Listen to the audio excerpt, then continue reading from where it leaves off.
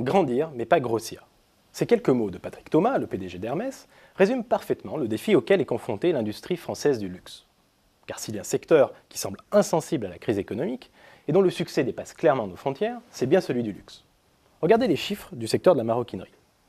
Entre 2008 et 2012, la production a bondi de 50%, essentiellement grâce à la demande étrangère. L'excédent commercial de la France, en sacs à main et autres articles de voyage, a d'ailleurs frôlé la barre des 2 milliards d'euros en 2012, soit 2 fois plus qu'en 2008. Rançon de la gloire, les marques de luxe peinent toutefois à satisfaire cette demande en plein essor. Les capacités de production des plus grandes maisons de luxe ne suivent pas, et les goulots d'étranglement se multiplient. Certes, la rareté et le manque, parce qu'ils suscitent l'envie, font pratiquement partie de l'ADN du luxe. Mais jusqu'à quel point peut-on se permettre de frustrer ses clients? Pour satisfaire la demande, plusieurs marques de luxe ont fait le choix de la délocalisation.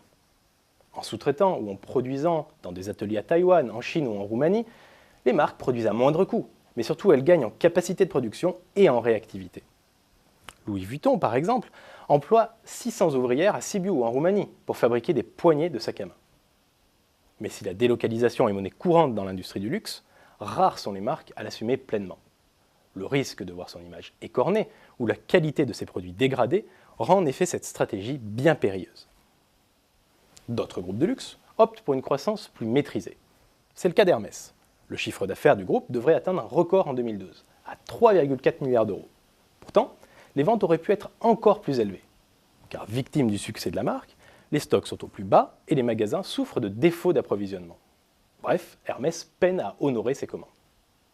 Et si le groupe entend pallier en partie ce déséquilibre, il opte pour une croissance prudente. Côté distribution, il limite l'ouverture de nouvelles boutiques, privilégiant la rénovation et l'agrandissement de ses 340 magasins existants. Côté production, les recrutements se font avec parcimonie.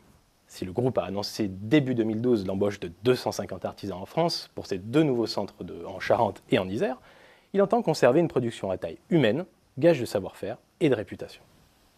Ne pas freiner la croissance sans céder aux sirènes du gigantisme. Voilà au final le défi imposé aux grands groupes de luxe pour assurer leur développement sans pour autant perdre leur âme.